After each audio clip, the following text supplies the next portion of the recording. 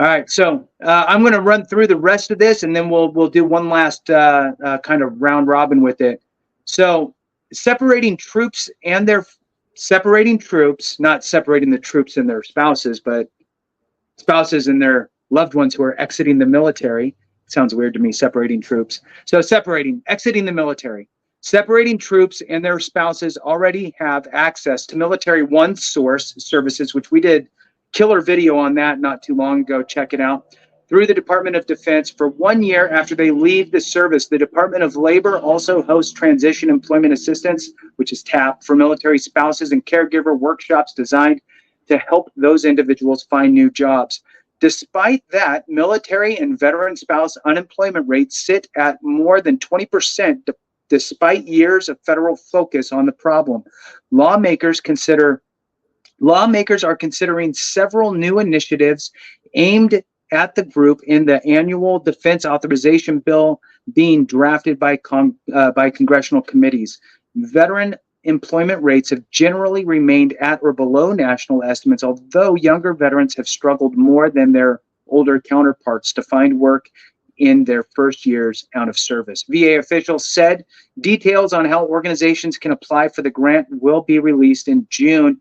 We will be keeping an eye on that. And by the way, I have an email list nationally for all of the nonprofits that receive the supportive services for veterans families, which is the homeless veteran organization. So we'll shoot that information over to them so they'll all be aware as well. So with that, let's kick it over to you, Randy, and give us any final thoughts on where we're going with this.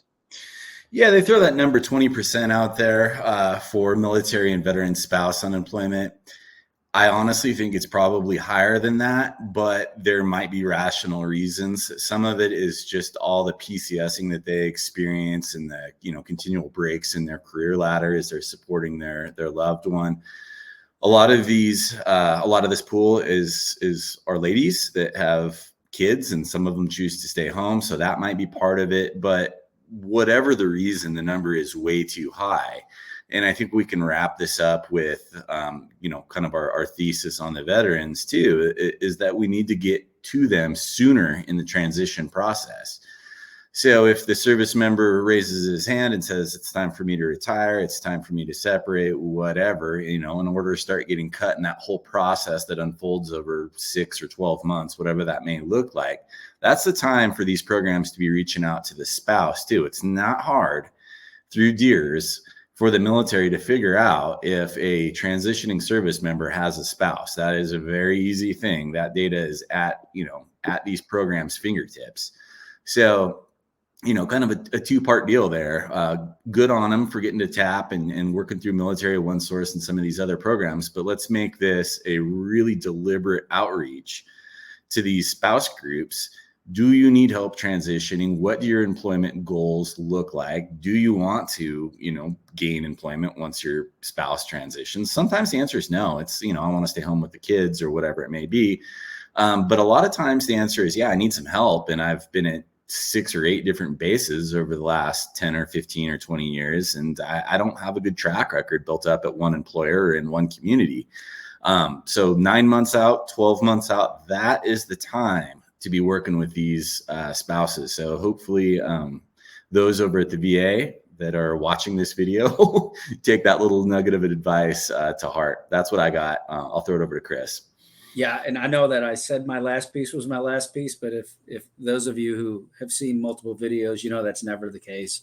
Because what happens is somebody like Randy says something brilliant, and it gets my mind cranking. And one of the things that he said, he didn't call it underemployment, but yes, if it's 20% unemployed in this sector, it's probably 50% underemployed, right?